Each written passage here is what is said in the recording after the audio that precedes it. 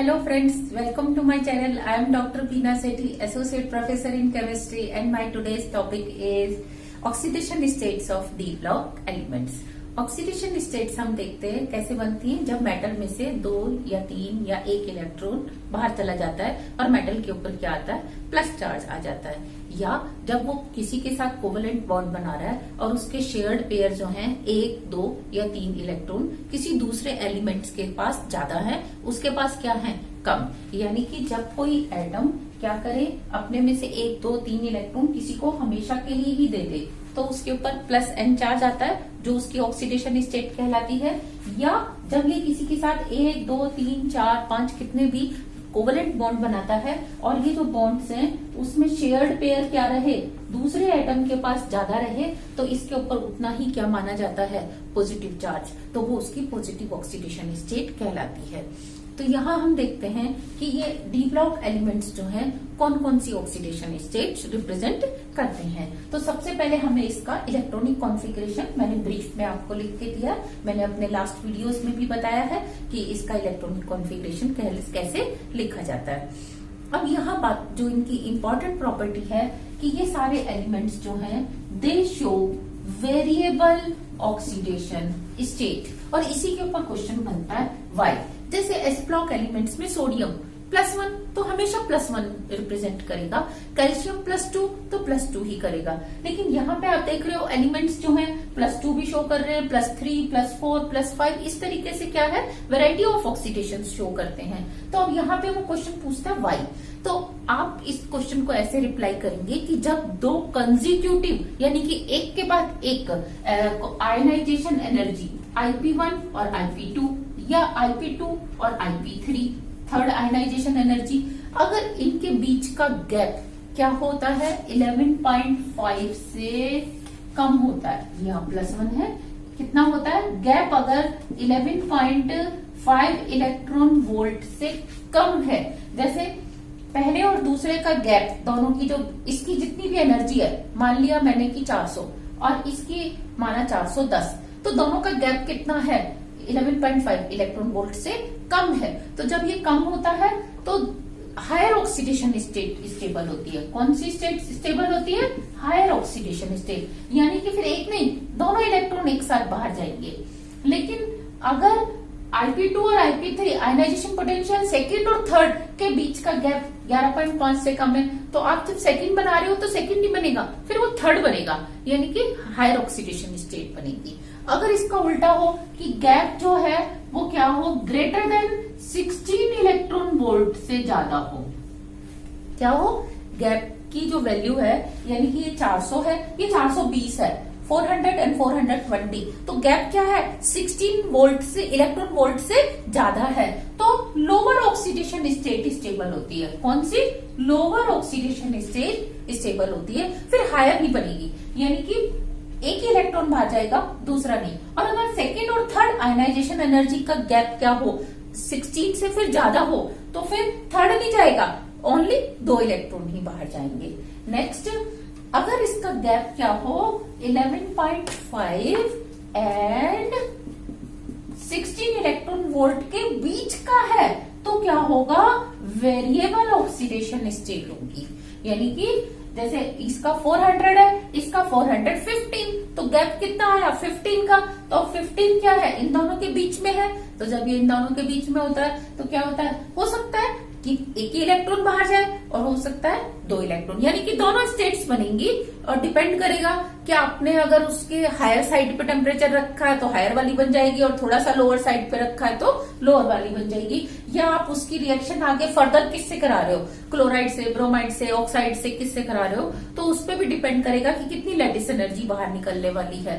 तो हम क्या देखते हैं कि इन केसेस में, डी ब्लॉक एलिमेंट्स के केसेस में, जो कंजिक्यूटिव आयनाइजेशन एनर्जीज का गैप है वो क्या है 11.5 और 16 इलेक्ट्रॉन वोल्ट के बीच का है, इसीलिए ये क्या करते हैं, वेरिएबल ऑक्सीडेशन स्टेट्स शो करते हैं। First question. सेकंड, वो आपसे पूछता है कि इन सबकी और एक कॉमन ऑक्सीडेशन स्टेट है +2, देखो स्कैंडियम में भी +2, titanium, vanadium, chromium, manganese, iron, cobalt, nickel, copper, zinc, ये एक ऐसी ऑक्सीडेशन स्टेट है जो सारे एलिमेंट शो करते हैं। वाई?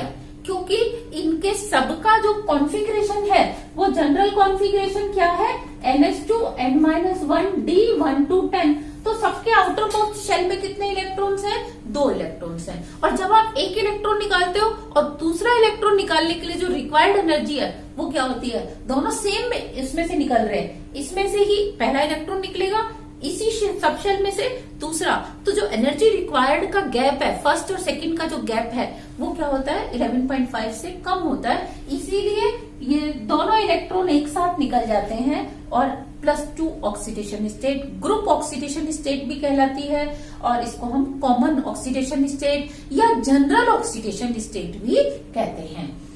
नेक्स्ट, अब 3, इसमें 3 4 5 ऐसा क्यों?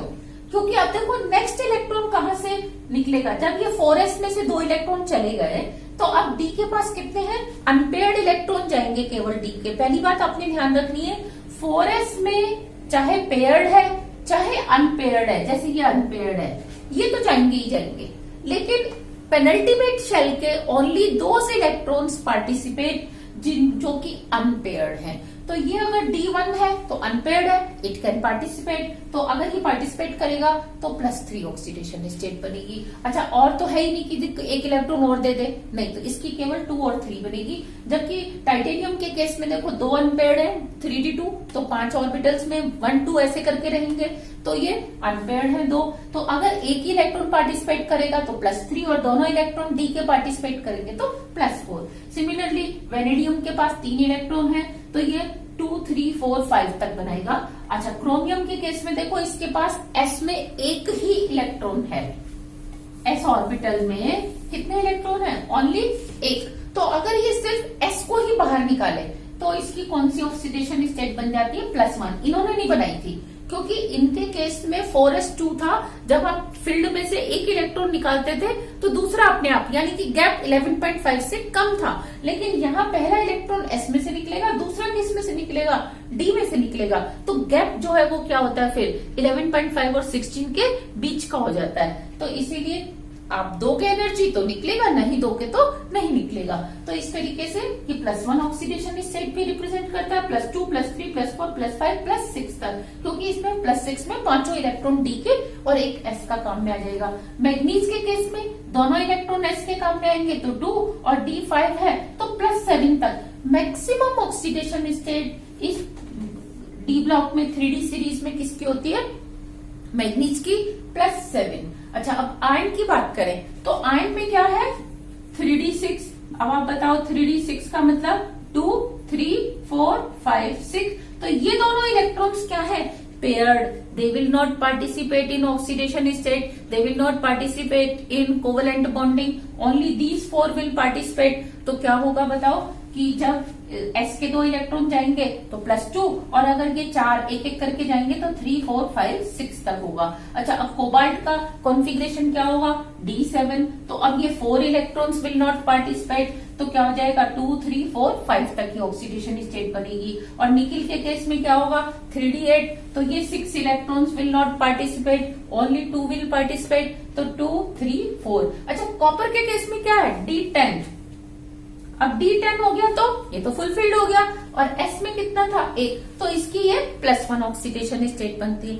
लेकिन सम टाइम कुछ ऐसे कंपाउंड्स इसके बनते हैं जिसमें हमने जो माना है कि ये एक इलेक्ट्रॉन इसका अंदर जंप कर गया, वो नहीं जाता और S में ही रहता है, और कॉपर जो है +2 ऑक्सीडेशन स्टेट भी शो करता है। तो इसीलिए ये कॉपर जब +2 ऑक्सीडेशन स्टेट शो करेगा तो इसका कॉन्फ़िगरेशन क्या हो जाएगा, D9। नेक्स्ट, जिंक में क्या है, आपने S में से 2 इलेक्ट्रॉन निकाल दिए, +2। अब आगे क्या बचा है, D10 में से इलेक्ट्रॉन नहीं निकलता। अब इसी के ऊपर वो एक क्वेश्चन पूछता है, यहीं पे मैं सारे इंपॉर्टेंट क्वेश्चंस आपको यहाँ डिस्कस करने वाली हूँ कि कॉपर में तो 1 इलेक्ट्रॉन चला गया, जिंक में 1 इलेक्ट्रॉन D में से क्यों नहीं गया, जबकि दोनों ही फुलफिल्ड है। बिकॉज कॉपर में जो पहले चार्ज है, ऑलरेडी चार्ज है, वो कितना है, +1, जबकि जिंक में कितना चार्ज है, +2। अब कॉपर के +1 के सामने D10 को ब्रेक करके एक इलेक्ट्रॉन निकालना इज कंपेरेटिवली इजी। ये D10 है और ऊपर चार्ज है +1, जबकि जिंक के केस में ये D10 और चार्ज कितना है +2, तो इसके सारे इलेक्ट्रॉन्स टाइटली होल्डेड होंगे न्यूक्लियस से, तो इसमें से एक इलेक्ट्रॉन निकालना डिफिकल्ट। हालांकि जो एक्स्ट्रा स्टेबिलिटी ऑफ D10 है वो दोनों में कॉमन है, लेकिन जो चार्ज ऑन आयन है वो +1 है और वो +2 है, तो हम इसको इससे एक्सप्लेन करते हैं।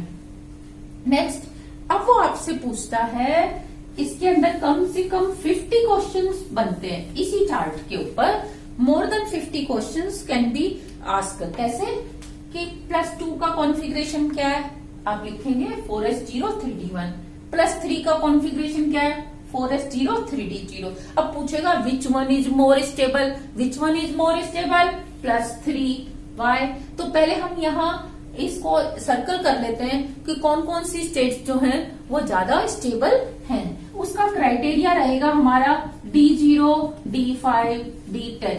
जिसका कॉन्फ़िगरेशन D0, D5, D10 है, they all are most stable states. तो देखो इसका +3 में कौन सा कॉन्फ़िगरेशन होगा, D0, इसका +4 में D0, इसका +5 में, इसका +6 में, और क्रोमियम का +6 के साथ साथ +1 में कौन सा कॉन्फ़िगरेशन है, D5। जब ये D5 कॉन्फ़िगरेशन है तो अब हम क्या देखेंगे, ये भी स्टेबल है और इसके अंदर D0, तो ये वाला स्टेट भी क्या है, ज्यादा स्टेबल होती है। और मैग्नीज के केस में देखो +2 का कॉन्फ़िगरेशन क्या होगा, D5, क्योंकि आपने S के 2 इलेक्ट्रॉन निकाले, और +7 में D0। अब आयन में +2 स्टेबल है या +3, तो आप कहोगे +3, क्योंकि आयन के +3 में क्या बचेगा, D5। नेक्स्ट, कोबाल्ट में क्या देखोगे आप, +4 ऑक्सीडेशन स्टेट। इसकी ये वाली स्टेट स्टेबल नहीं होगी, क्योंकि D6 में क्या होगा, 2 इलेक्ट्रॉन S के और 4 इलेक्ट्रॉन D के जाएंगे, तो D2 बचेगा। इसमें 2 इलेक्ट्रॉन S के और 2 इलेक्ट्रॉन किसके जाएंगे, 3 इलेक्ट्रॉन इसके जाएंगे D के, तो इसका D4 बचेगा। तो इसलिए ये वाली जो नीचे वाली मैक्सिमम ऑक्सीडेशन स्टेट है ये स्टेबल नहीं है।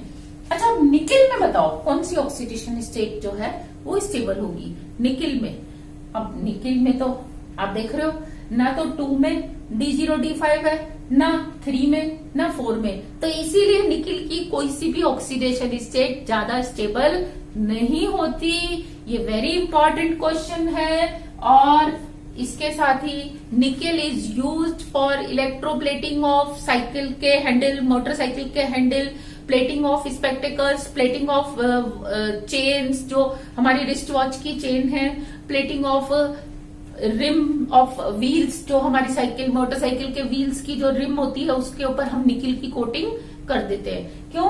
क्योंकि निकिल की कोई सी भी ऑक्सीडेशन स्टेट ज्यादा स्टेबल नहीं है कि वो ऑक्सीजन से रिएक्शन करके एटमॉस्फेरिक ऑक्सीजन से और खुद ही +2, +3, +4 में चला जाए। इसकी थोड़ी सी एक स्टेट स्टेबल होती है, वो होती है +2, उसका अलग फैक्टर है जिसको हम अभी देखेंगे नेक्स्ट उसमें। नेक्स्ट अगर हम कॉपर की बात करें तो कॉपर में क्या है, देखो +1 का कॉन्फ़िगरेशन क्या है, D10, और इसका कॉन्फ़िगरेशन क्या है, D9, और जिंक का +2 का D9। तो ये जिनको मैंने सर्कल किया, these states are most stable. अब इसको कैसे पूछ सकता है कि टाइटेनियम +3 और scandium +3, which one will be stable. तो आप पहले टाइटेनियम का कॉन्फ़िगरेशन लिखेंगे, फिर स्कैंडियम का, फिर टाइटेनियम +3 का, फिर स्कैंडियम +3 का, और फिर आप बताएंगे क्योंकि इसके कॉन्फ़िगरेशन में D0 है इसीलिए दिस इज स्टेबल। अच्छा, अब इसको इसके साथ भी पूछ सकता है, इससे कंपेयर करवा सकता है, इससे वो जिससे भी कंपेयर कराए, जैसे इन दोनों को कंपेयर करा रहा है तो पहले आप इन दोनों के एटम्स का कॉन्फ़िगरेशन लिखेंगे। एटम का लिखने के बाद फिर आप इनके आयंस का लिखेंगे और फिर बताएंगे कि इसमें D5 है, इसमें D5 नहीं है। तो ये जो मैंने सर्कल कर दिया, डार्क सर्कल कर दिया, these oxidation states are most stable oxidation states. इसकी नेक्स्ट कैटेगरी में वो आपसे पूछता है कि जो और स्टेट्स हैं वो उनमें से कौन सी ज्यादा स्टेबल होगी। तो देखो हम उसका क्राइटेरिया डिसाइड करते हैं कि NS0, जिसके अंदर केवल NS में से इलेक्ट्रॉन जाएंगे और D में से D will remain as it is, यानी कि D में अगर 1 था तो 1 रहेगा और 2 था तो 2 रहेगा। तो उस क्राइटेरिया से अगर हम देखें तो कौन सी स्टेट्स जो है ज्यादा स्टेबल आती हैं, ध्यान दो, इसमें केवल एस में से इलेक्ट्रॉन गए हैं तो ये वाली स्टेट इससे कम स्टेबल होगी। अच्छा, ऐसे ही इसमें केवल एस में से इलेक्ट्रॉन हमने रिमूव करके बनाया, इस स्टेट को हमने एस में से बनाया, इसको नहीं बनाया, इसके लिए हमने डी में से निकाला था। ये दो कारण से ज्यादा स्टेबल हो जाएगी, एक तो केवल एस के इलेक्ट्रॉन गए, दूसरा D5। ऐसे ही ये वाली स्टेट जो है दो कारणों से ज्यादा स्टेबल है कि एक तो केवल एस में से इलेक्ट्रॉन गए, दूसरा D5 है। अच्छा, नेक्स्ट आयरन की ये वाली स्टेट +3 से कम स्टेबल होगी क्योंकि आपने डी में से इलेक्ट्रॉन नहीं निकाले। डी में से इलेक्ट्रॉन को बाहर निकालना मीन्स थोड़ा सा अंदर से जो ज्यादा होल्ड से जुड़े हुए हैं उनको बाहर निकालना, तो आपको थोड़ी सी तो एनर्जी देनी पड़ती है ना, 11.5 को तो क्रॉस करना ही पड़ता है ना। नेक्स्ट कोबाल्ट का, अब देखो निकिल की कौन सी स्टेट थोड़ी सी स्टेबल आती है, +2। तो अगर कोई आपसे पूछे कि निकिल की कौन सी ऑक्सीडेशन स्टेट स्टेबल है तो आप कहेंगे +2, और उसका रीजन D0, D5 या D10 नहीं है बल्कि NS0 है कि यहाँ पे आपने केवल NS में से इलेक्ट्रॉन निकाले, D में से इलेक्ट्रॉन नहीं निकाले। फिर कॉपर की ये वाली स्टेट और ये जिंक की जो स्टेट है +1 +2, ये दोनों दो कारणों से ज्यादा स्टेबल है। एक तो केवल आपने NS0 किया, NS में से इलेक्ट्रॉन निकाले, दूसरा दोनों का कॉन्फ़िगरेशन क्या है, D10। अच्छा, अब आपने ये देखा कि आपने इसी चार्ट में दो तरह की स्टेट्स बता दी, एक मोस्ट स्टेबल और एक मोस्ट स्टेबल से थोड़ी सी कम स्टेबल। अब दो और ऐसी ऑक्सीडेशन स्टेट्स हैं, दो और ऑक्सीडेशन स्टेट हैं जो इनके बराबर ही स्टेबल है, इसके बराबर, जैसे जिनके ऊपर मैंने हाफ सर्कल बनाया था, एक तो क्रोमियम की +3 और एक मैग्नीज की +4। अब इसका रीजन क्या है, तो इसको हम ऐसे समझाते हैं कि जब आपने क्रोमियम का +1 बनाया था तो आपके पास कौन सा कॉन्फ़िगरेशन आ गया था, D5 मोस्ट स्टेबल कॉन्फ़िगरेशन। आपने उसमें बहुत सारी एनर्जी दी और केवल एक इलेक्ट्रॉन निकाला। अब एक निकाल के चार्ज कितने से इंक्रीज होगा, 1 से, यानी कि +1 की जगह वो +2 हो जाएगा। तो अब ये कितने एनायन से रिएक्ट करेगा, -2 से। तो लेटिस एनर्जी कितने के बराबर निकलेगी, +2 -2 के अट्रैक्शन से। और यहाँ पे क्या है, अगर आप थोड़ी सी और एनर्जी दो और इसमें 2 की जगह 3 इलेक्ट्रॉन निकाल दो तो आपको कितना चार्ज मिलेगा, +3। +1 था ना, 2 और बढ़ जाएगा, +3। और अब ये कितने माइनस से रिएक्शन करेगा, -3 से। लेटिस एनर्जी -3 के कारण बाहर निकलेगी। तो जो बाहर निकलने वाली एनर्जी है वो ज्यादा होती है। या आप इसको ऐसे समझ सकते हो कि आप मार्केट गए, आपने 100 रुपए में एक शर्ट खरीदी और 110 रुपए में 2, तो विच वन इज बेनिफिशियल। नेचुरली 110 रुपए में अगर आप 2 लेके आ रहे हैं तो यहाँ पे भी यही है कि आप हाफ फिल्ड स्टेट को ब्रेक कर रहे हो 100 रुपए खर्च करके और केवल एक इलेक्ट्रॉन बाहर निकाल रहे हो, और यहाँ पे आप 110 रुपए खर्च करके 2 निकाल रहे हो।